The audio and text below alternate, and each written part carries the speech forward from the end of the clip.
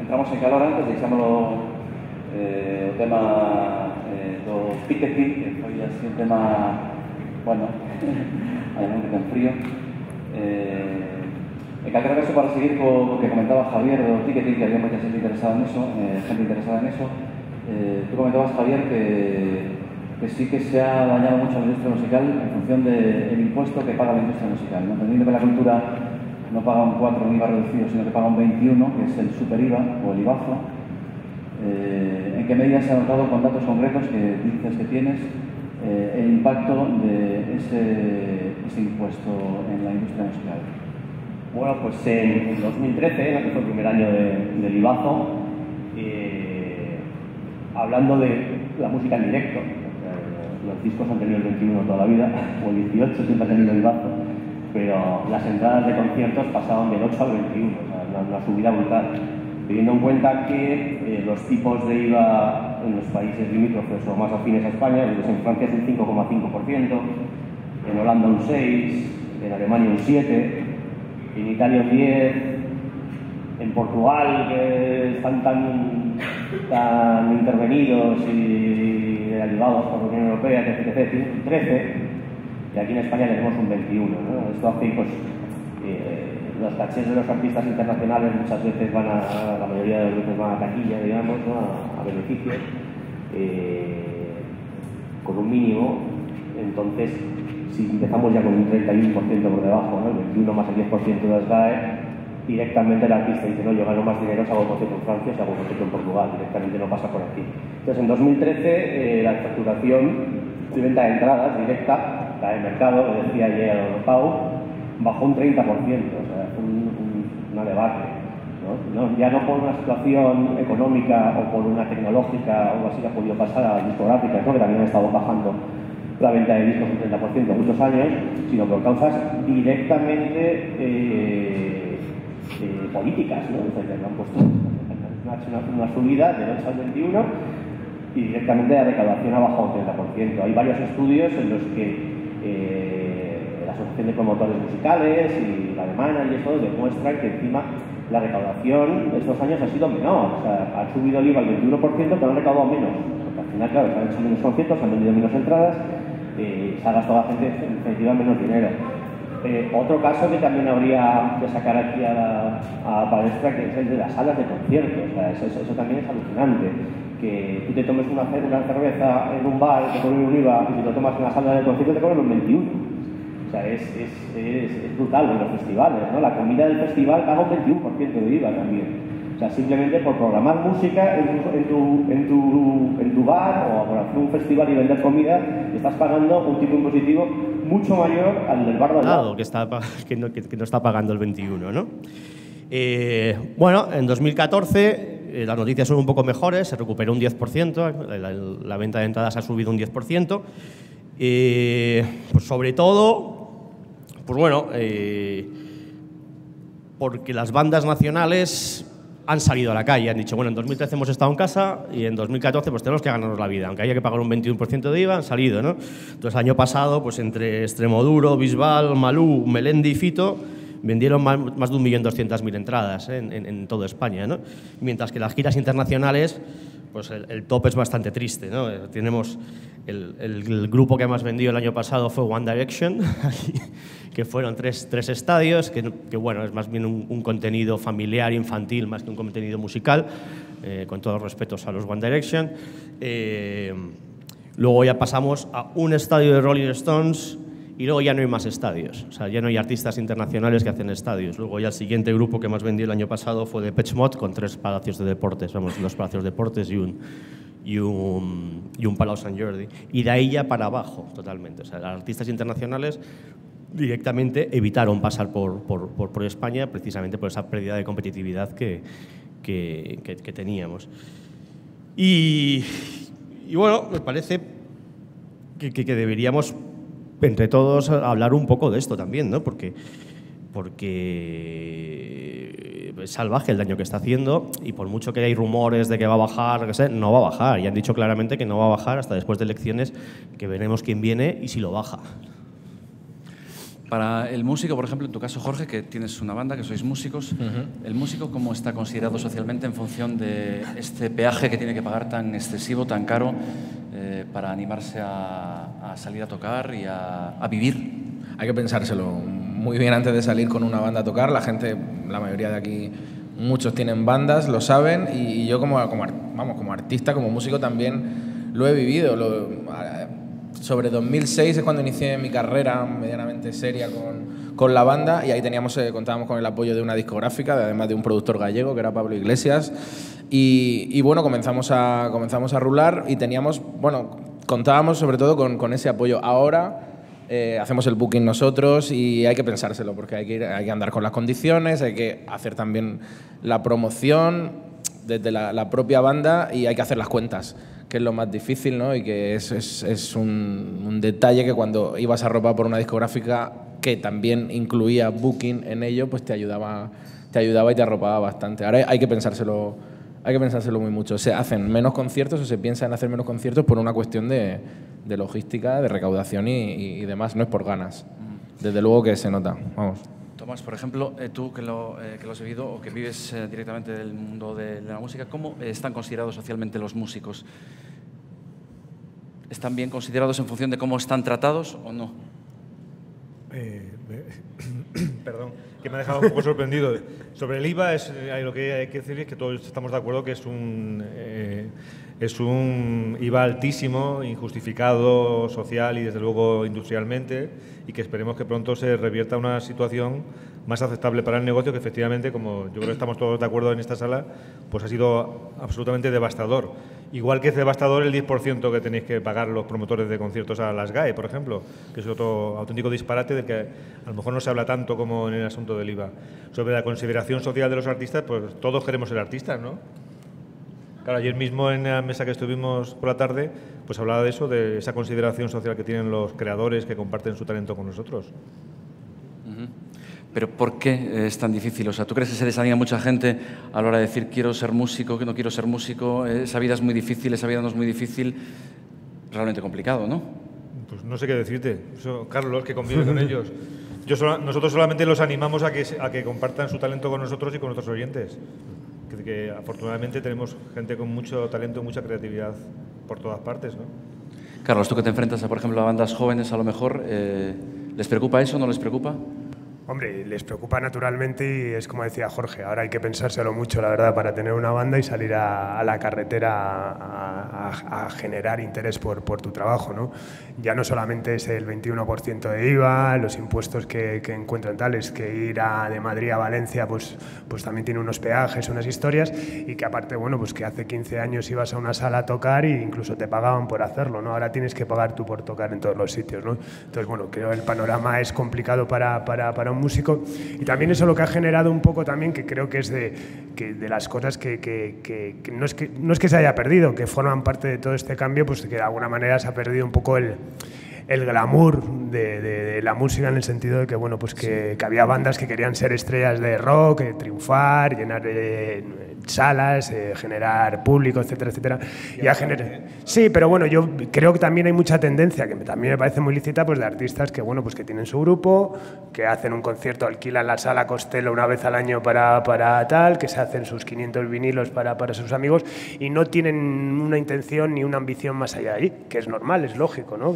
Siempre pienso, me acuerdo de Australian Blonde en el año 94, con un 124 se recorrieron toda España, hicieron casi 200 conciertos, y eso siempre lo decían, ¿no? Que iban al Mans, al Código de Barras, y les pagaban 30.000 pesetas, iban a Vigo al Planta Baja y les pagaban tal esto. Entonces, que también había un cierto apoyo en eso. Ahora mismo irte a la Sala Estéreo de Alicante, pues es ponerte en menos 700, ¿no? Entonces, bueno, claro, es mucho más complicado, y creo que eso ha generado también que, por supuesto, hay gente con mucha ambición y eso, pero también ha generado una escena de gente que, bueno, pues que disfruta, que tiene su trabajo de lunes a viernes, y que los sábados y domingos de vez en cuando pues tiene el propósito de alquilar una sala, hacer unos conciertos y poco más. Y es que lo que creo también es que en un momento determinado que un grupo actuase en una ciudad hace 10 años significaba que en la próxima gira seguramente había más gente viéndoles. Yo creo que como el poder adquisitivo de la gente es muy distinto, el hecho de que las bandas se hayan visto obligadas a girar mucho más hace también que hayan muchos más conciertos en todo sitio. Y que en un momento determinado una banda como Virgen o como cualquier otra de un concierto, por ejemplo, en Orense, no significa que la próxima vez vaya a haber más gente. Igual es muy posible que igual la siguiente vez haya menos gente en la mayoría de casos. Aunque sea un poco tirar piedras contra el negocio del que formo parte de alguna manera, porque yo creo que igual un 70% de la publicidad que hay en nuestra revista es de festivales. Yo creo que los festivales también han jugado un papel negativo de alguna manera en lo que es el circuito de salas, en el sentido, por ejemplo, de lo que estaba diciendo Carlos, que los grupos hace un tiempo sí que se planteaban que la importancia para un grupo era girar por España, ir llevando cada vez más público, conseguir, pues yo que sé, que cuando tocaran en Sevilla hubiera gente. Yo creo que los objetivos de los grupos desde hace unos años han cambiado. Y yo creo que muchos grupos, por ejemplo de pop o incluso de rock, su objetivo está más en llegar a actuar en un festival, en una buena posición en el cartel, que realmente hacer una gira por el país, ¿sabes? Yo creo que para ellos es más logro que su nombre salga en un cartel, en un tamaño interesante, que más que hacer 50 conciertos por España. Yo creo que eso han cambiado los valores un poco y creo que continuará cambiando de cara al futuro. Sí, además ha nacido un nuevo formato que es la gira de festivales, ¿no? Es como, hay ciertos grupos en los que pues a lo mejor hacen 10 festivales en verano, ¿no? Están en todos. Vas viendo los carteles y son exactamente los mismos grupos en todos lados. Hacen gira de festivales y apenas hacen salas, ¿no? O sea, hay grupos que todos los años están haciendo festivales y hace mucho tiempo que no tocan en la Riviera o no tocan en el Sol. Sí, es una cuestión de... ¿Se oye? Ahora. Sí. Es una cuestión, no es por ganas, que tengamos las bandas de salir a tocar, es que el escenario va cambiando y claro, pero no se debería de perder la escena local y esa gana de volver a salir con la furgoneta, contando con los promotores locales que se conocen y que ya otros han abierto caminos hace muchos años. Y bueno, como bien decía antes, hay que pensarse lo que es la palmada o lo que significa la palmada, o te lo puedes tomar como que vas a perder dinero o te lo puedes tomar como un viaje con los amigos, depende el objetivo y el ánimo que tenga la banda en ese momento y la ambición, claro, es como decía Carlos antes. De cara a conciertos, ahora va. De cara a conciertos de salas, yo creo que lo que me parece a mí fundamental es lo que ha dicho Carlos en un momento determinado, que es que las salas cobren porque los grupos puedan tocar.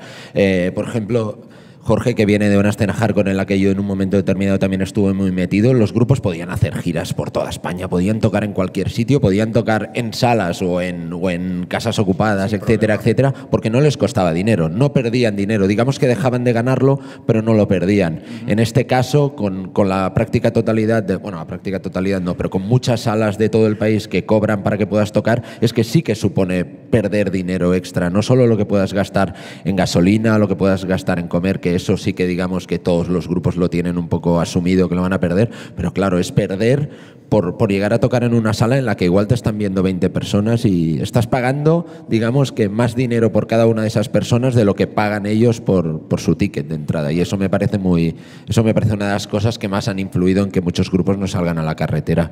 Claro, ya no es el bocata, el gasoil y el alojamiento que te podían dar o ofrecer gente que ya había abierto camino en la escena independiente desde los 80, desde los 90 y demás. Es que ahora no solo es el alojamiento, el gasoil y el desplazamiento, sino que hay una sala.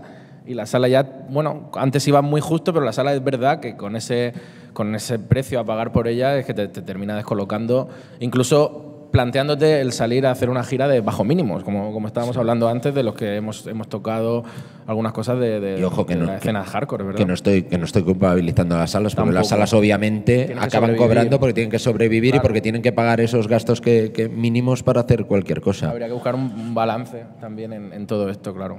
Bueno, vamos a abrir el debate entonces. Pero ¿no? si el público no va, pues el público no va, el público es soberano y si no quiere comprar un grupo es que no le gustará ese grupo. Claro, es que lo que no podemos es pensar que todos los grupos son súper guays y todos tienen que llenar las salas. Pues unos le interesan a la gente y otros pues no le interesan. Pero si tampoco tienen la oportunidad de mostrarlo, Sí, si se van a quedar... van a un concierto al que el público pues no va. Si es que todos los grupos no son igual de buenos. También, claro. Eso es cierto, eso es cierto. Desde luego. Eso es cierto, pero Tomás, lo que decía yo antes, o sea, ha habido grupos que han conseguido hacer una carrera interesante a base de ir picando piedra y de ir haciendo conciertos y de que un grupo igual actuaba en Orense y no le interesaba mucho a la gente, pero lo veían en directo y valía la pena y después se iba sumando gente porque había una especie de caldo de cultivo en la que la gente podía ir a los conciertos porque no les suponía pagar tanto dinero. Yo creo que ahora, eso, ya no es que paguen entradas, no es que igual no les interesen los grupos, es que ya ni se plantean ir a una... sea mejor o peor el grupo. Obviamente hay muchos grupos muy malos. Yo creo que es otra de las cosas una de las peores cosas que le veo a lo que estamos hablando todo el rato de la democratización es que antes la selección de los sellos era fundamental. Los sellos eran los que sí que podían publicar cosas que te gustarían más o menos, pero había un mínimo de calidad. Lo que ha hecho Internet es que obviamente cualquier persona puede colgar su material, incluso se facilita mucho publicarlo físicamente y eso es bueno por un lado y es malo por el otro, porque yo creo que nunca se había escuchado tanta música como ahora, como hemos dicho repetidas veces, nunca había tantos artistas, nunca se había publicado tanto disco en formato físico, pero siendo un poco el malo de la película, yo creo que también nunca se había publicado tanto disco que no pintaba nada como ahora. Y ahora se publica mucho material que en un momento determinado no hubiera pasado la criba de maquetas de cualquier sello. Y porque vivimos en un país que la gente no compra discos y paga 6 euros por una cerveza que cuesta 50 céntimos en el supermercado. Es que es el país que tenemos. Y por eso aquí Spotify no funciona, porque la gente no quiere gastarse 9 euros al mes de premium, pero en cambio se paga 12 por un gin tonic. Es que la realidad no la tenemos que olvidar. Podemos aquí quejarnos, intentar cambiarla, pero está por ahí flotando por encima de todos nosotros. Y no hay grupos que decíais antes que tocan en festivales y no hacen salas. Es imposible, no vivirían, no comerían. Por eso hacen festivales y hacen salas. Por eso todos empezamos en esto de la industria musical, para no pagar discos y no pagar cervezas, por eso. Bueno, podemos abrir turno de debate, de preguntas. Creo que hay 2 preguntas por ahí, ¿no? Una pregunta por ahí. Yo lo que quería preguntar es ¿por qué no se fomenta o no... Un micrófono, para darle un micrófono. O no hay esa generación de un circuito de salas, ¿no? Generación de un circuito, ¿no? Porque están como desconectadas a lo mejor en las provincias o en los territorios donde a lo largo de toda la geografía, ¿no? Que no haya una organización para generar ese circuito, ¿no?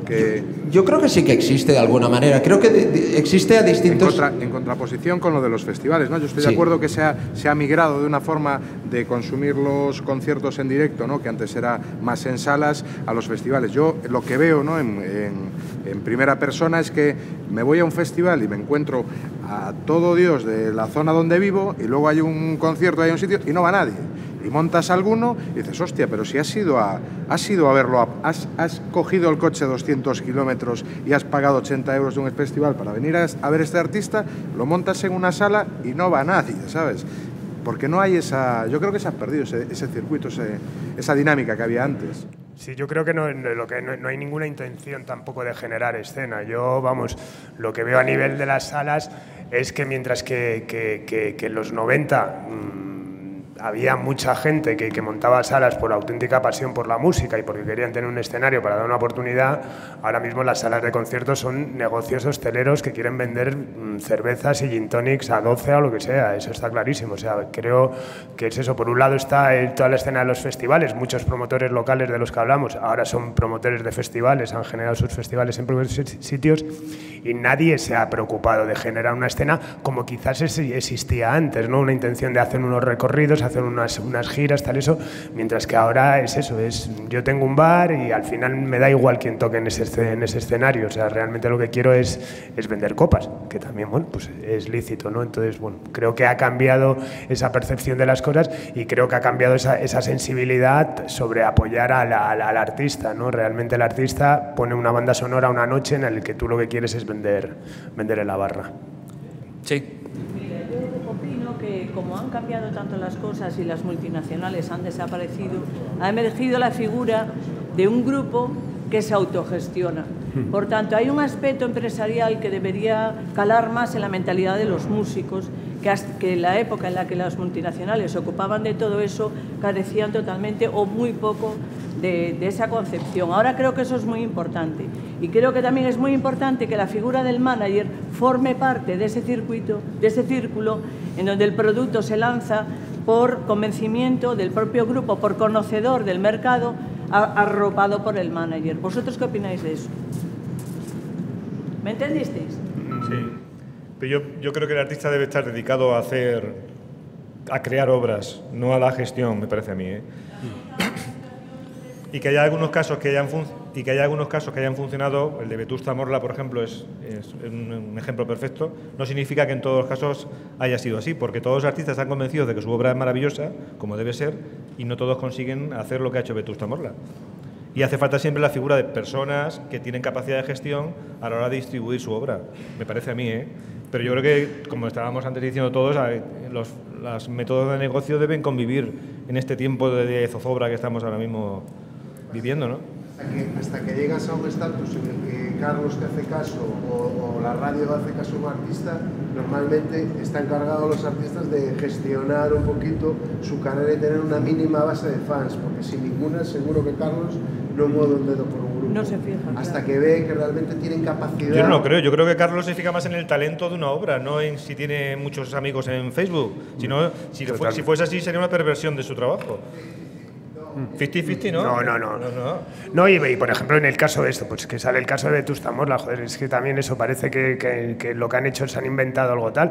Vetusta Morla estaba tocando en Madrid, llevaba 10 años tocando en el laboratorio, que es un sitio, vamos, un tugurio, tal eso, donde cada fin de semana tal eso, o sea, que realmente ha sido un trabajo de tiempo tal eso. A Vetusta Morla, todas las compañías les dijimos no, yo el primero, o sea, lo reconozco públicamente, o sea, yo no lo veía y tal, y mira, y al final no es tal. Creo que encima de los grandes méritos que ha tenido Vetusta Morla es de no haber sido rencorosos en ese sentido, ¿no? Sino de haber defendido un modelo que es la autogestión, la autoedición y bueno, pues considerar que ese era su camino y han tenido suerte en conseguirlo, ¿no? Entonces, bueno, en nuestro caso como compañía es eso, yo sigo apostando también eso por el talento. Evidentemente es absolutamente imposible escuchar todo lo que te llega ahora porque es una barbaridad, pues antes ibas al apartado de correos y te llegaban unas maquetas que, bueno, pues intentabas dedicar un espacio de tu tiempo a escucharlo, pero es absolutamente imposible porque te llega por todas las vías físicas y no físicas. Entonces, bueno, al final yo creo que lo importante sigue siendo en toda esta historia, lo importante sigue siendo la música, ¿no? Y desde luego, por ejemplo, en el caso de Subterfuge como compañía, seguimos apostando por ello y, bueno, hasta el punto de eso, pues que cualquier lanzamiento que hacemos, nunca me fijo, evidentemente, efectivamente, cuántos seguidores tienen en Twitter o en Facebook, sino que intentamos hacer un trabajo desde la honestidad de decir, vamos a apostar por ello, ¿no? ¿Te llegan más ahora o menos? Me llegan más. Vamos. Porque ese es un dato importante, ¿eh? Sí. Yo también lo creo, decía el ejemplo de la revista y lo mismo. Eu quería facer unha pregunta sobre como vedes, porque estades falando da nova industria, creáronse e creceron moito as asociacións culturales ante a falta de posibilidades nas salas.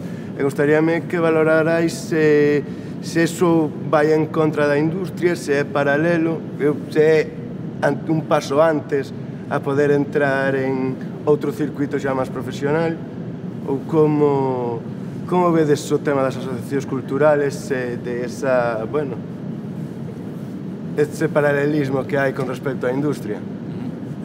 No sé si en Barcelona, por ejemplo, que hay mucho asociacionismo, ¿no? Y las bandas empiezan tocando en asociaciones culturales, ¿no? Empiezan de rapaces, bueno, de chavales. Es la cantera, ¿no? Sí, yo más que de asociaciones culturales creo que lo que realmente ayuda mucho a nivel no de circuitos ni de incluso lo puedes llamar escena si quieres, pero tampoco creo que ni de hecho sea una escena, es las complicidades entre bandas. Como yo decía antes, bandas que se han autoeditado pero que detrás había un manager o que había mucho trabajo detrás, han aprovechado mucho el momento en el que tenían repercusión para actuar con otros amigos suyos, no para asociarse con ellos, sino para apoyar a bandas con las que tenían mucho en común y que creían que podían llegar a su mismo público. Yo creo que eso ha ayudado muchísimo y es algo que en ciertos géneros musicales continúa funcionando mucho, en otros no tanto. Yo siempre he dicho que, por ejemplo, las bandas de pop que hay en este país son de ayudarse menos, pero las bandas de rock, las bandas de mestizaje, incluso los artistas de hip hop son mucho más de apoyarse y crear algo conjunto. Yo creo que siempre es bueno que trabajen en conjunto y creo que da muchos resultados. Muchas veces lo que hablamos antes de cómo había cambiado el papel de los prescriptores o que habían aparecido prescriptores nuevos, yo creo que uno de los prescriptores que continúa teniendo valor ahora y lo ha tenido siempre son los propios artistas. En el momento en que un artista gallego empieza a hablar de un grupo underground gallego, obviamente muchos de los fans de ese grupo lo escucharán, le prestarán atención sencillamente por eso. Como cuando yo tenía 15 años o 14 años, pues yo qué sé, descubría los Misfits porque Metallica siempre salían con una camiseta. Yo creo que el artista continúa teniendo mucho valor como prescriptor, sea asociándose, sea trabajando con otros artistas o sea llevando a una banda afín como teloneros en cualquier oportunidad, vamos, que tengan. Pues yo disiento. Yo creo que el trabajo del artista es un trabajo competitivo por naturaleza y procuran no asociarse porque el espacio que ocupa uno no lo ocupa otro. Y su generosidad es cuando están ya en un estatus elevado y comparten consejos. Pero en el rap, en la electrónica, en el pop, en todo, todos quieren ser, pues eso, más conocidos y relevantes que los demás. Bueno, vamos, perdón. Bueno, sí, matiza eso. No, bueno, decía, sí, es posible, pero por ejemplo, prácticamente no se publica ningún disco de rap en España en el que no salgan 20 invitados. Que los tratas de una manera como segundones, es posible, pero eso, por ejemplo, en los discos de pop no suele pasar. ¿Entre ellos se ceden la portada de Mundo Sonoro o compiten por tener No, esa eso portada? no. Pero sí que ayudan a que salgan otros nombres a la luz, que yo creo que, por ejemplo, en el pop no es lo habitual. Solo eso, ¿no? Que... Es un poco, yo al hilo de Joan tengo que decir que desde pequeño, y no creo que sea el único, nos fijábamos, porque no era una época tan abierta y con tanta información como ahora, aprendíamos y descubríamos grupos a raíz de los agradecimientos que daban en los mismos créditos de las bandas. Es decir, te gustaba una banda y leías a quién le daba los agradecimientos diciendo, bueno, seguramente sean del mismo rollo y tal. A veces eran, a veces no. Esto es un poco esta evolución, ¿no? Cuando a una banda medianamente le va bien y empieza a potenciar las escenas locales, se llame escena o no se llame escena, que es a lo que vamos, porque esto al final también son términos que entran en juego y aparecen y desaparecen según vaya la cosa.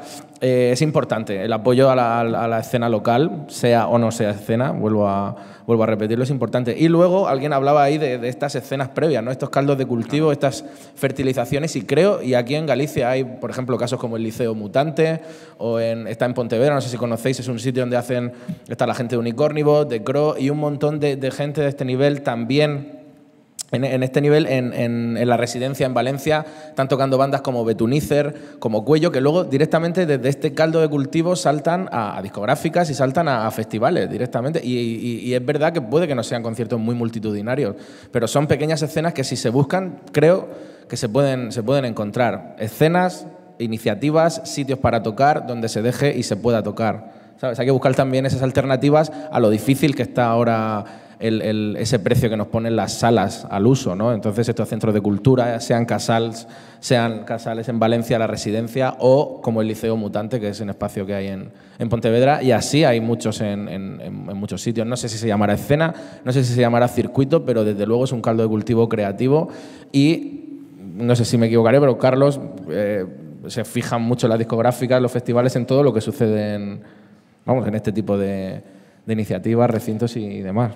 Vamos a ir ahí. Hay una pregunta, ¿verdad? Sí, dos cuestiones. Bueno, yo vengo del mundo de la música folk y tradicional, llevo trabajando media vida en esto y igual mi visión, extrapolándolo a otros estilos o a un ambiente más estatal, es demasiado simplista. Disculpar si ¿Por es qué? así. No, para nada. O sea, claro que Entonces, sí. hablamos de, bueno, primero el IVA cultural es algo que nos vamos a retroalimentar y predicando a corversos, porque eso es terrorismo cultural, ¿no? O sea, desde mi punto de vista, porque es una salvajada comparada con otros países de Europa. Realmente también llevándolo a casos prácticos, en una sala de conciertos, 5 euros, el IVA cultural, 21%, 6 euros. Si es el 10%, pues sería 5,5. No creo que a esos niveles, pues que nos afecte tanto. Eso no quiere decir que lo apruebe. Pero yo creo que más que el problema del IVA o de lo que se paga o que es que la gente no va a las salas a pagar, es que es la competencia desleal que tenemos, por lo menos en Galicia, con los festivales que son gratuitos. ¿Por qué la gente va a pagar en una sala de conciertos 6 pavos por un grupo que puede ver en verano gratis? Entonces, yo creo que tenemos que, o sea, entre todos ser un poquito más beligerantes con todos esos festivales que todavía siguen estando apoyados por la Administración de esa manera. Yo creo que la Administración puede pagar, pero de otra manera, las cosas. Pero no así, porque realmente al final lo que está haciendo es destrozar una parte del tejido industrial, porque es imposible que la gente acabe valorando las cosas si las consume gratis muchísimas veces.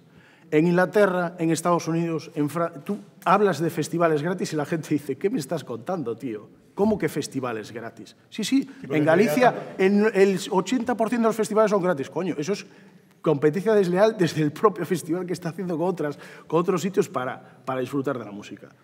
Segunda cuestión. Evidentemente, claro, yo echo de menos este clamor en contra, pues, por ejemplo, del IVA cultural, como en otras facetas, por ejemplo, que sería... Bueno, es que es un país que yo veo de muchas paradojas, ¿no? Bueno, países me refiero a España. ¿Por qué? Pues porque en los más media, lo que se está vendiendo como artista, o lo que se persigue como artista, o el ejemplo de artista es algo que no tiene absolutamente nada que ver con lo que estamos hablando aquí, de la evolución de un artista, cómo tiene que llegar. ¿Por qué?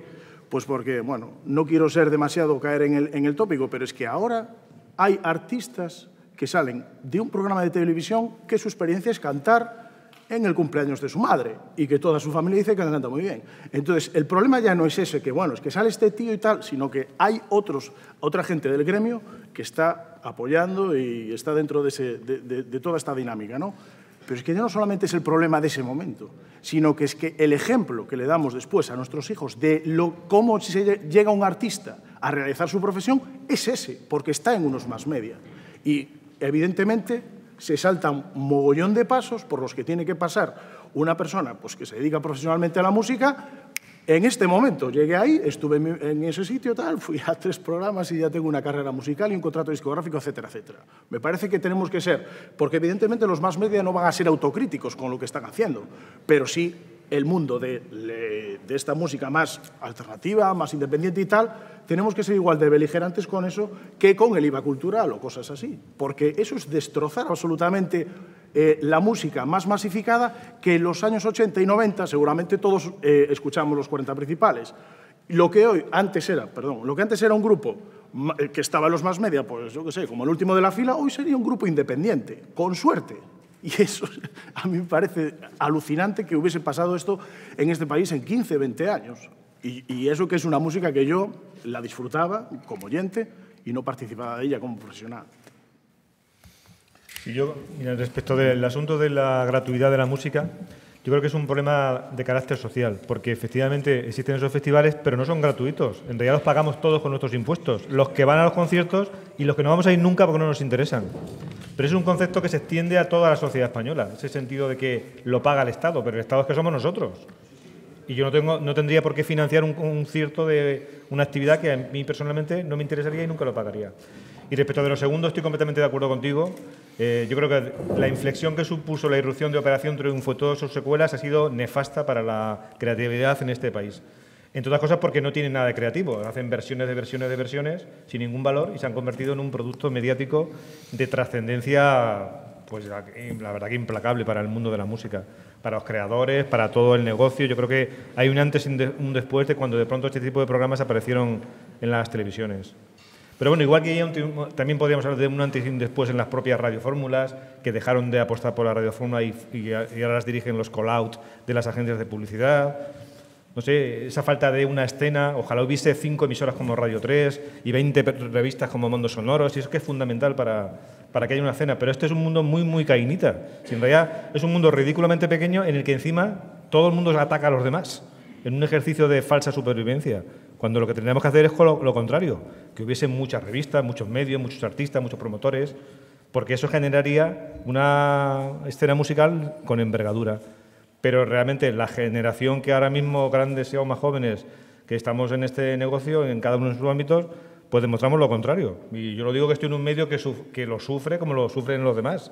Yo estoy de acuerdo contigo que la música per se, lo que comentabas antes, ¿no? La música per se es autocompetitiva, o sea, el grupo, los artistas que con más talento y que mejor toquen y tal, y los que tengan mejor directo, al final acaban teniendo más que los que menos. Pero el problema es cuando dentro de ese círculo aparece la competencia desleal y el intrusismo laboral. Que no son ni creadores. Claro, sí, la competencia desleal es decir, joder, es que yo no puedo cobrar por conciertos porque hay otros artistas que están tocando gratis. Y cobran un caché muchísimo más grande que el mío porque está pagando, lo pagamos todos, pero o sea, claro que lo pagamos todos, pero un chaval de 16, 17, 19 años no tiene ese concepto de decir, sí, lo pagamos todos porque lo paga mi padre con sus impuestos. Es distinto. El problema es que el padre tampoco lo cree, el padre también se cree que lo paga el Estado. Exactamente, pues mucho peor. Entonces estamos hablando de conciencia de que el Estado somos nosotros. Estamos hablando de competencia desleal y de intrusismo laboral de gente que no es profesional y que está compitiendo en escenarios y con cachés profesionales en un año. Sí, eso ha hecho un daño terrible a la... Claro, pero y lo va a seguir haciendo. Porque ya vemos lo que está pasando. Y lo va a seguir haciendo. Y el problema es que son las generaciones futuras. ¿Cuál es el modelo de artista que hay hoy en España para hacer pop? No es Sabina. Claro que no. O sea, no son los grandísimos artistas de todos que siguen vendiendo discos y que llevan vendiendo discos 30 o 40 años. No ese es el modelo de artista de pop en España, desde mi punto de vista, sino es otro tipo de artista que consigue las cosas de una manera fácil y rápido.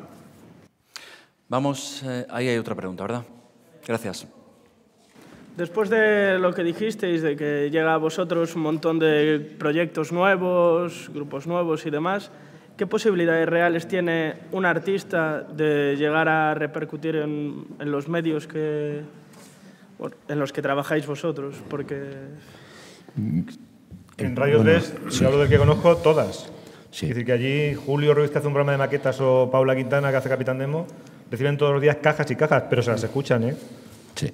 Que Carlos tiene menos tiempo, pero ellos las escuchan y descubren cosas alucinantes y descubren cosas que no son alucinantes, porque claro, el mimetismo pues es una costumbre muy habitual en el mundo de la música y en cualquier otra actividad creadora, ¿no? Sí, bueno, en Radio 3, o sea, yo considero que al ser algo dentro de lo que cabe público está cumpliendo la función... Dentro de lo que cabe no, público.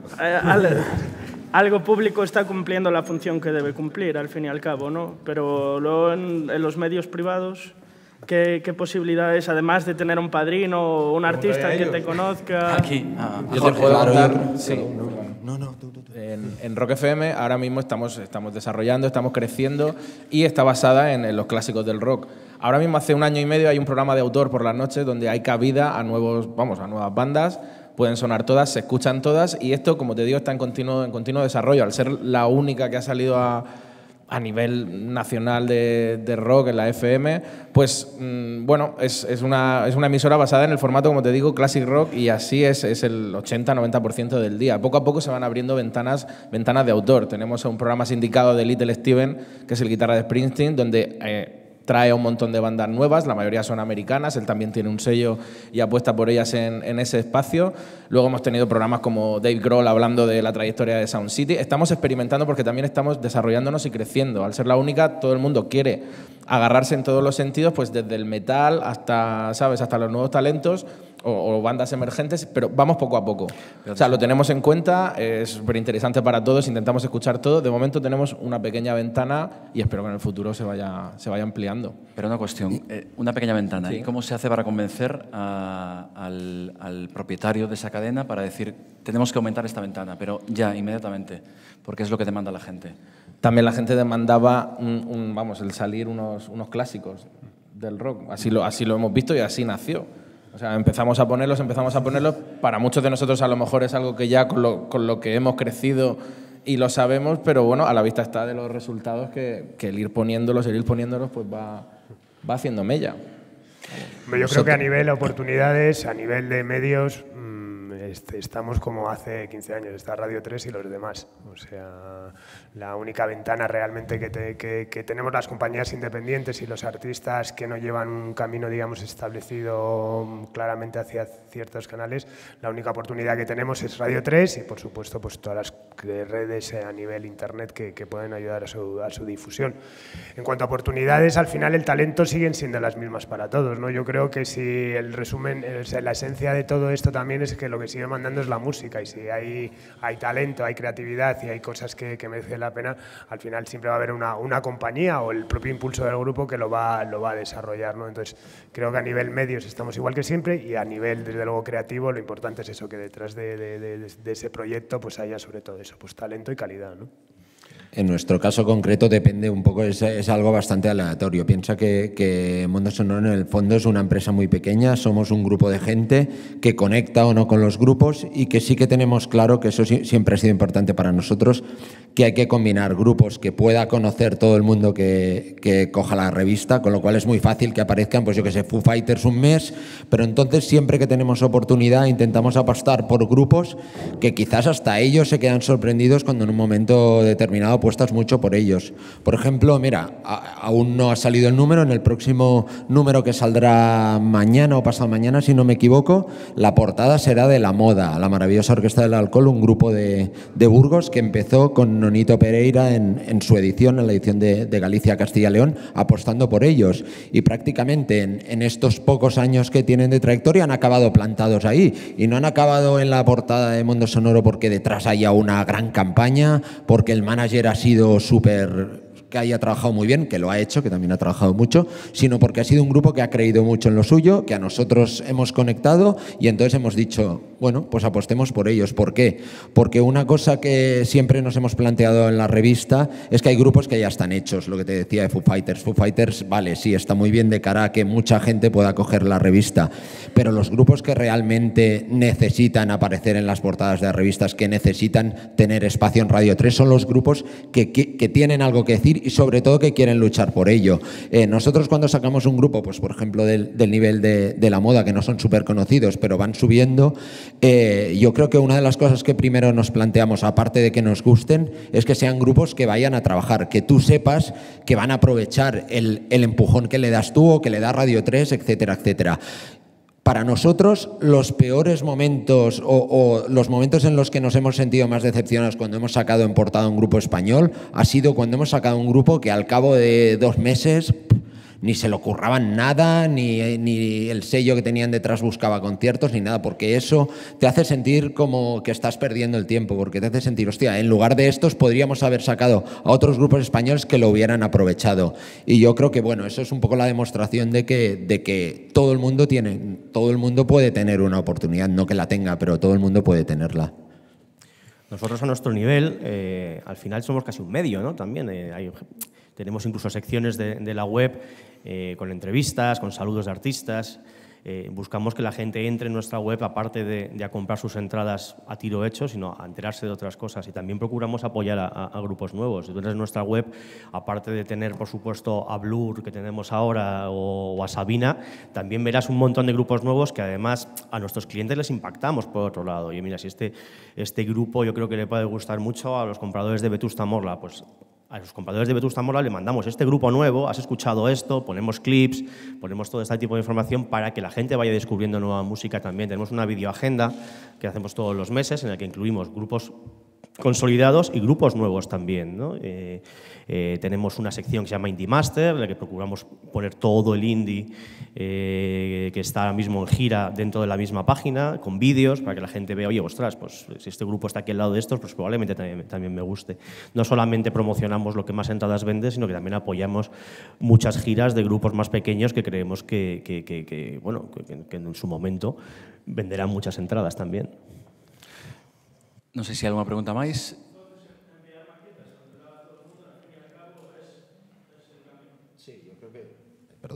Yo creo que es bastante el camino. Como decía Carlos antes, yo creo que llega más material que nunca.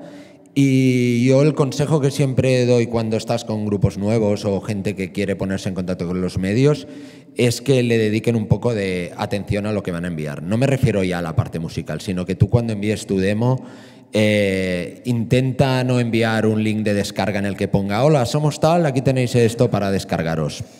precisamente porque igual nosotros en un día nos descargamos, yo que sé, 35 discos, por decir algo. Y en un momento determinado te encuentras que algunas de esas descargas no tienen ni títulos de canciones, que las tienes en una carpeta de descarga en la que te aparecen como XR2542 y no sabes ni de qué grupo se trata. Entonces yo creo que el mismo mimo que le dedicas un poco a tu música, dedícaselo también a la forma en la que llegas al público. Ha habido casos concretos, hace como 2 o 3 años, recuerdo que uno de los grupos demoscópicos que tuvimos en Cataluña estaban entre un montón de demos que nos habían llegado y lo escuchamos sencillamente porque tenía unos dibujitos, es una tontería, tenía unos dibujitos, estaba hecha la maqueta de una forma determinada, hablando de formato físico, en este caso. Y a ver, no es que eso la hiciera mejor o peor que otras, pero sí que hizo que nos fijáramos en un momento determinado y la pusiéramos. O si no recuerdo mal, Nonito, que deja el móvil ya una vez, por favor. No sé si fue Triángulo que enviaron aquella Metallica también, que obviamente el contenido que hay dentro tiene que valer la pena, porque también te digo que hay veces que nos llegan unas cajas inmensas, que es, yo qué sé, igual una lotería con un CD dentro, que el producto o la música que hay dentro no vale mucho la pena. Pero si tú crees que la música que haces bien, intenta llegar a la gente de la mejor manera posible. Creo que eso ayuda muchísimo. Lo mismo que te llegaría a ti. Es como si a ti te empiezan a dar discos y te dan un montón de CDR sin títulos y en un momento determinado vienen los Soul Jacket y te dan un disco con la portada bien hecha, bien, pues eso.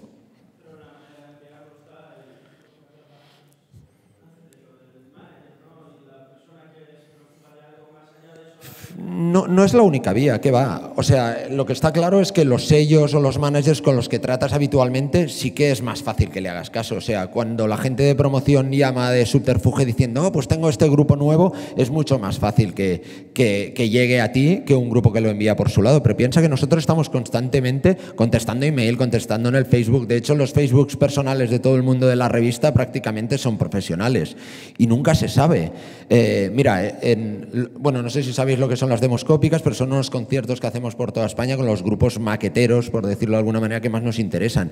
De los grupos de Barcelona, que hemos tenido 4 esta vez, o sea, 2 estaban totalmente sorprendidos de que les hubiéramos hasta contestado, porque decían, hostia, yo pensaba que lo íbamos a enviar y no nos ibais a hacer ni caso. Es un poco aleatorio en el sentido de que igual ha habido otros grupos que no hemos llegado a oírlo y nos lo han enviado, pero hostias, yo qué sé, los grupos que han acabado tocando nos habían enviado de cualquier manera su música, como te digo, bien presentada para que captara un poco la atención que requerían, vamos. Vaya rollo que soltaba, ¿no? Yo recuerdo una maqueta de hace años cuando yo estaba en Discos, que seguro que la hemos recibido prácticamente todos, que era de un rapero que se llamaba John Cobra y mandaba una foto de un tío así súper forzudo y ponía, hola, soy el Cobra, llámame aunque sea para insultarme, ponía. Y entonces yo creo que eso todo el mundo por curiosidad lo pusimos, que era horrible, pero... De hecho, es curioso por eso, porque es algo que está como un poco también desapareciendo como formato físico las demos, pero yo creo que continúan teniendo mucho valor para que le prestes atención a los grupos.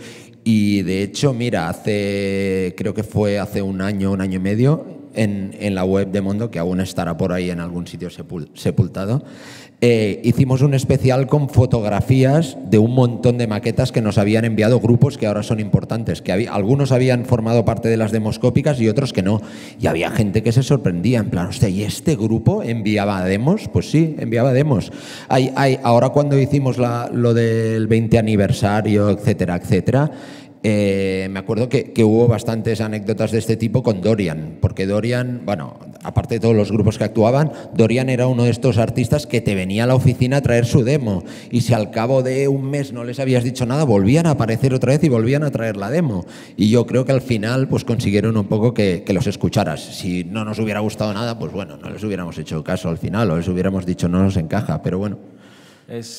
Bueno, yo refuerzo lo que dice Joan, porque yo antes de trabajar en Rock FM tuve a menor escala una revista muy similar que se llamaba Harto de Madrid, estaba centrada en lo que era la escena local de Madrid. Y es importante no solo que se envíe y que se envíe en buenas condiciones, como dice Joan, ahora, y gracias a todas las vías de comunicación que tenemos, todo llega, y cuando no nos llegan se busca, y lo digo por experiencia propia, y puedo decir, claro, que grupos como Tundra, del cual de esta revista, Víctor, el guitarrista, era diseñador, además, Nudo Zurdo, Russian Red, Vetusta Morla, apostamos a ellos, con ellos y por ellos desde el primer día. Vamos, era una revista, eran bandas que sacaban en Madrid. Bueno, antes lo recordaba Carlos. Vetusta Morla tocaban todos los meses, vamos, por lo menos una vez al mes tocaban y iban 30, 40 personas a verlo. Por eso era importante la constancia de esta gente durante casi 10 años hasta que sacaron Un día en el mundo, y al final hemos acabado todos poniendo un poco el ejemplo de Vetusta Morla por constancia de seguir tocando, de ir haciéndose su público, que es muy importante. Y luego, bueno, de una autogestión al ver que nadie le quería editar el disco. Todas las discográficas dijeron que no, ellos se buscaron una distribución aparte y tuvieron que crearse su propio sello. Y luego a la vista está que el resultado, a base de tesón, interés y esfuerzo, resultó. Y si no nos llegan, yo creo que los medios los buscamos, seguro. Vamos, no lo creo. Lo afirmo porque antes, ya te digo, antes de estar en un medio más tan grande como Rock FM, estuve en uno más pequeño, mucho más casero y más local, centrado en Madrid, y buscabas a las bandas que creías que tenían que estar. Están las que te llegan y las que buscas tú, que te parecen interesantes. Y ahí están las líneas y la vuelta a toda esta figura de los prescriptores que hablábamos, ¿no? Que ahora hay mucha información, nos llegan por blogs, nos llegan ya... Puede que haya momentos en los que nadie sepa en qué fijarse, porque dices, bueno, ¿para qué me voy a fijar en lo que me destaca una revista o un tío de la radio o una discográfica si ya yo miro, yo ya sé yo, ¿no? Ya voy mirando de Spotify a los artistas relacionados y tal, pero hay que buscar un balance, ¿no? Sí. Y otra vez incido, creo que por tercera o cuarta vez, en lo de tender puentes, ¿no? Y en volver a hacer un balance. No es ni... Ahora que tengo estas nuevas plataformas, olvido ya los prescriptores para siempre y los antiguos medios de información y comunicación, ni ahora esto es lo nuevo, ¿sabes? Es buscar un balance. Y además que creo que eso, aunque mucha gente se quiera engañar, el rollo de llegar a la música de forma espontánea o que tú lo conoces todo está muy bien. Todos lo podremos haber dicho en un momento determinado, pero todos también sabemos que no es cierto, que en un momento determinado tú acabas llegando a una música por la manera que sea, pero incluso nosotros los medios nos fijamos en otros medios de fuera. O sea, es un cúmulo de redes lo que dice el que se van relacionando unas con otras, pero descubrir a los grupos de forma espontánea, bueno, igual si te llega a las manos y no sabes absolutamente nada, pasa. Pero cualquier persona que oye música, cualquier persona que está en internet acaba leyendo algo sobre un artista. Igual si lo lees en un solo medio, si solo lo lees en Mundo Sonoro no le haces mucho caso, pero entonces cuando empiezas a leerlo en 6 o 7 sitios diferentes, cuando empiezas a oírlo más que aparecen en la radio, que están en los carteles, pues al final acabarás escuchándolo como mucha gente. Joan, ¿hay algún grupo novel que envíe, por ejemplo, formato videoclip? Bueno, antes he usado el ejemplo de estos del grupo este que es, bueno, hay músicos andaluces de Madrid, Los Purgan, una banda de rap un poco particular porque mezclan reggaetón y cumbia y un montón de cosas y que están teniendo bastante repercusión allí en Cataluña. Estos han funcionado exclusivamente a nivel de videoclips. No tienen sus proyectos anteriores tenían descargas gratuitas del material, pero ahora actualmente solo funcionan a nivel de videoclips y la verdad es que les ha funcionado, sí. Es una vía también que está funcionando y de hecho cada vez se hacen vídeos, hay grupos más pequeños con vídeos bien hechos, también hay un montón de vídeos que no valen la pena, pero yo creo que hay muchos videoclips que sí que que funcionan perfectamente como forma de descubrir a un artista, está clarísimo, vamos. ¿Alguna cuestión más por ahí? ¿Dudas? O si no, podéis hacer como Jorge, que se montó 2 revistas para poder hablar de su grupo, que eso sí que... Eso nos lo ha dicho, pero vamos, las montó para hablar de vírgenes. Una, y tuve bastante, y no hablamos de vírgenes, bueno, pero sí, bueno, lo vuelvo a remarcar y me parece súper importante, lo he dicho, antes de estar en un medio tan grande como ahora acaba siendo tan grande Rock FM, eso venía de revistas independientes, donde no solo se apostaba por lo que tú veías o considerabas que era una escena interesante, ¿no? Y vuelvo a remarcar eso, volver a tener ese balance entre los antiguos prescriptores o las vías de comunicación que teníamos y las nuevas. O sea, cuando lleguen unas nuevas, no pensar que se acabó todo lo demás, sino ir atrás. Y los que no hayan conocido, los que ahora mismo solo conozcan, no sé, hay gente joven que ahora mismo solo conoce las nuevas plataformas y descubre la música y es un poco los que somos un poquito más mayores, o ellos que son un poquito más mayores que yo también, de decirle, oye, había... Venía con la edad, ¿eh? No tanto, ¿no? De decir, oye, antes de todo esto que a ti te parece tan nuevo, tan innovador y tú te buscas tus propias referencias y tu música y tal, existía todo esto. Si quieres... Solo si quieres puedes conocerlo o darle la oportunidad de poder conocerlo. Y ahí es donde, bueno, ahí seguimos. Y yo, como dice él, yo creo que se trata de sumar perfectamente. O sea, no se trata de que antes solo tenían peso las radios y los medios impresos, se trata de que ahora tienen un peso mayor o menor. Nosotros, por ejemplo, estoy convencido de que tenemos menos peso del que teníamos hace 10 años, pero seguimos siendo un punto más de influencia en lo que puede llegar a la gente. Yo creo que, por ejemplo, nosotros como revista fuimos de los primeros que empezaron como medio de papel a llevar la web y por eso no nos pilló tanto el toro como le ha pasado a otras revistas. Pero yo creo que para mí tiene el mismo peso que, por ejemplo, Genese Pop, cuando habla de un tipo de artistas determinado, pueda tener influencia en lo que yo puedo acabar pensando o la posibilidad de que puede haber de que yo escuche ese grupo, que lo tenga una revista impresa. Yo creo que es la suma de todo.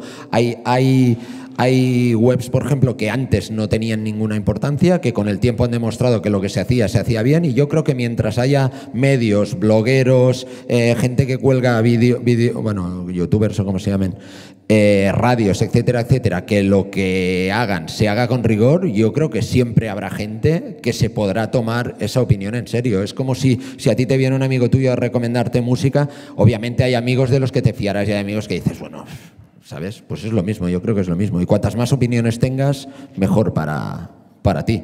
Y también... Sí, perdón. Matiza tú eso. Sí, también es importante la intencionalidad de cada medio, ¿no? Pueden ser mucho más abiertos o donde sea más fácil dar oportunidades, como Radio 3 o Mundo Sonoro, y otros medios en los que a lo mejor la línea está más clara, al que yo pertenezco ahora, que es en Rock FM, que es por y para los clásicos, pero hablo nuevamente de la intencionalidad, o por lo menos esa inquietud que sí tenemos, es decir, oye, si se puede, sí haremos un espacio como ahora, hay un programa de autor, donde pueden sonar de Fugazi a Dead Kennedys a cualquier cosa independiente o novedad, que cuesta más, porque hay una línea un poco más clara y un poco más fuerte, sí, pero que vaya por delante, que esa intencionalidad existe. Entonces eso sí que es un punto que también nos tiene que unir, y para eso estamos en estas mesas redondas, para decir, oye, no es que en Rock FM solo suenan clásicos del rock todo el día, y hasta que un grupo de los míos se convierta en clásico tendrán que pasar 30 años. Y dices, bueno, pero es que ahora tenemos esto. Entonces ese conocer los límites de cada medio donde estamos ahora, quitándonos los prejuicios de encima, es súper importante, y para eso estas mesas redondas y debates son básicos, vamos.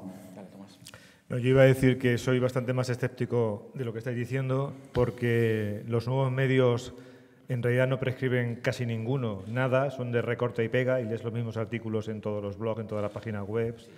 Su nivel de influencia, desgraciadamente, y lo digo con todo el dolor de mi corazón, porque me gustaría que tuviesen más capacidad e influencia. Su nivel de número de usuarios es ridículo. Las emisoras online que hay, yo entro porque soy oyente convulsivo, los programas son casi todos infumables, en términos radiofónicos me refiero, y por eso tienen 13 descargas, no lo escuchan ni sus amigos. Los blogs son todos con un nivel bajísimo, y esto sucede mientras las revistas en papel van disminuyendo por los cambios de hábito en los consumidores. Quiere que el panorama es desolador. La radio en España, pues... A mí, yo, con todo el cariño te lo digo, ¿cómo puede ser una emisora que pone los discos antiguos de Rosendo y ningún disco suyo actual? Que es una perversión. Con todo el respeto a las empresas que fomentan ese tipo de radio, que lo harán pues de acuerdo a los criterios de su modelo de negocio, no sé cuál será. Si en realidad lo que tenía que haber eran muchas radios 3, muchos mundos sonoros, muchas emisoras que realmente sean capaces de generar una escena, pero que lo generen con una actitud... Pero, sí, perdón. Que lo generen con una actitud realmente positiva, con rigor, con profesionalidad. Lo que pasa es que los blogs los hace gente que no cobra, y como no cobra, pues se cansan de hacerlo. Las emisoras online que hay son cosas amateur, y como no tienen un sustento económico ni publicidad, pues la gente tampoco cobra, y al final pues son lo que son. Y no lo digo no me malinterpretéis, no quiero ser arrogante de la posición de Radio 3. Ojalá de verdad hubiese muchas emisoras como Radio 3. Ojalá hubiese muchos periódicos como Mundo Sonoro, pero no gratuitos, que la gente se lo comprase. Pero desgraciadamente no hemos sido capaces de hacerlo, porque a lo mejor no hemos sido capaces de convencer a la gente desde la escuela que la música es algo excepcional. La música no, la cultura en general. Sí. Y en eso soy escéptico, a la vez que intento ser positivo, pensando que en este momento de profundos cambios pues vendrán cosas alucinantes que serán las que realmente revitalicen pues ese ánimo por la música o por la cultura, que la vuelva a poner en valor, pero no es el caso ahora mismo. Yo, de verdad, me paso el día oyendo la radio para aprender lo que hay que hacer y lo que no hay que hacer. Sí. Y en ningún momento de mi vida profesional he tenido tanto desasosiego como tengo ahora cuando recorro el dial. Por favor, por favor. Y no, de verdad que no quiero parecer arrogante, aunque parece que es inevitable que lo parezca, ¿no? Pero No, la radio, las webs estas de información musical, pero por favor, es que son todas recorte y pega. Es que me encuentro hasta los mismos párrafos, no tienen ni siquiera la delicadeza de cambiar un poco las palabras y editarlas. Probablemente porque no tengan tiempo ni ocasión para poder hacerlo.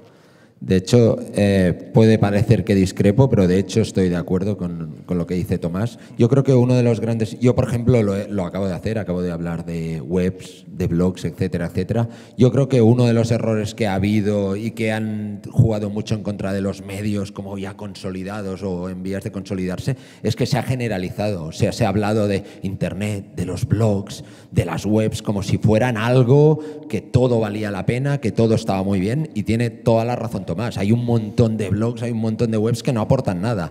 Yo lo que me refiero es esas webs que sí que valen la pena. He utilizado por ejemplo, el caso de Genesis Pop en un momento determinado para hablar de cierto tipo de bandas, no de todas, y yo creo que esos son los casos que se suman como prescriptores a todo lo que estamos haciendo nosotros. Obviamente hay otros que, como él dice perfectamente, se dedican a copiar y pegar, y eso yo es que creo que ni influye al público ni influye realmente. Lo único que hace es llenar un poco Internet de ruido de fondo, ¿sabes? Yo creo que cualquier persona... Perdón, y cosas mucho más graves. El mundo de la música está escuálido y las compañías discográficas no tienen ahora mismo posibilidad de invertir en los medios, de poner publicidad, hablando claramente, ¿no? Os voy a poner un ejemplo que yo me enteré de hace 2 semanas y me quedé escandalizado, y seguro que si no lo conocéis os parecerá igual de escandaloso. Que no es trasladable al mundo de la música porque el mundo de la música no tiene ahora mismo músculo financiero para hacerlo. Los famosos videogamers estos que publican en YouTube videojuegos y tienen millones de seguidores. Los habéis oído, algunos a lo mejor incluso sois seguidores suyos. Y me explicaba un responsable de marketing de una compañía de videojuegos que les cobran 30.000 euros por hablar de un videojuego de ellos. ¿A que vosotros que sois usuarios de sus vídeos no lo sabíais? Pues 30.000 euros. Entonces, claro, dice, ¿cómo que este chico es un viral en el universo de los videojuegos? Esto es un cara dura que debería poner, y estoy hablando de este videojuego porque me han pagado 30.000 euros. Pues que lo sepas, que en realidad cuando alguien recomienda eso es que le han pagado para hacerlo. En realidad, ¿qué pasa con este nuevo universo de los nuevos medios? No.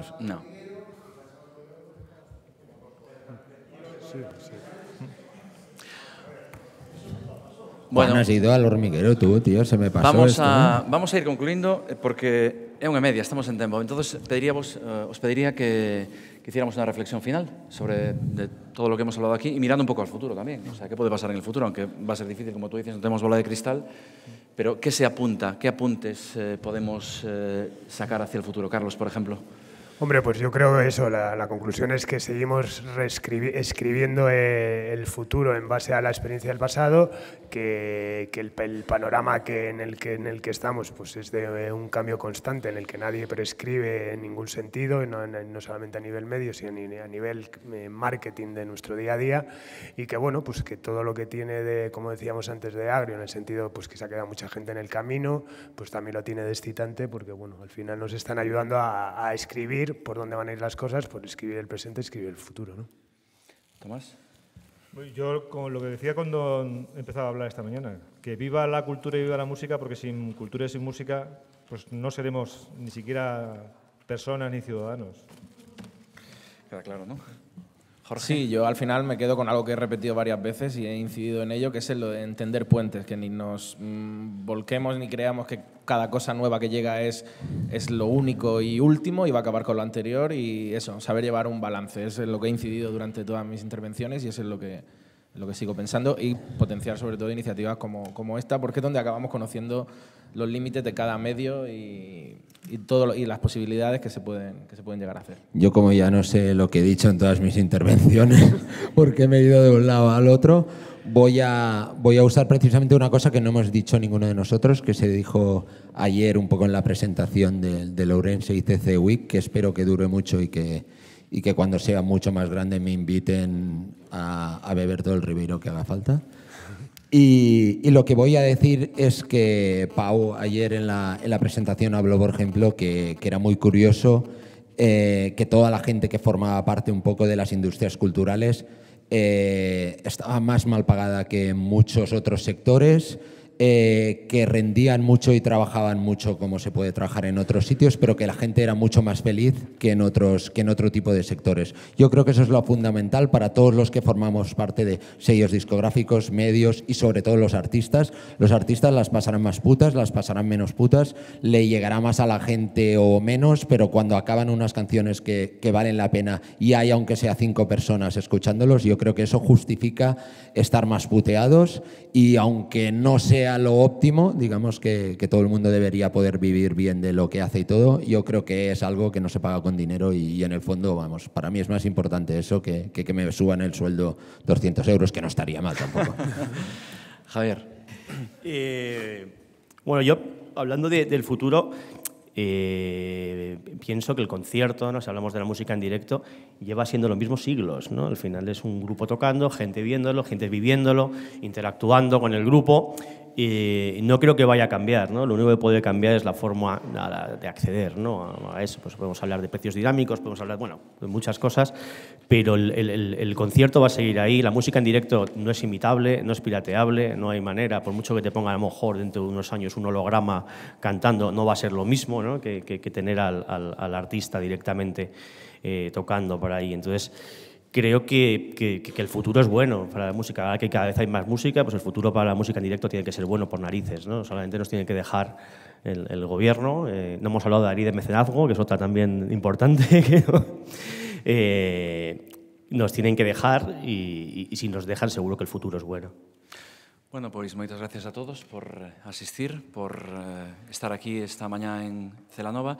Lembrade que pola tarde a partir das 4:30 temos outra ponencia que tratará sobre o marco legal dos delitos de autor. Nada máis, agradamos vos. Gracias por virdes.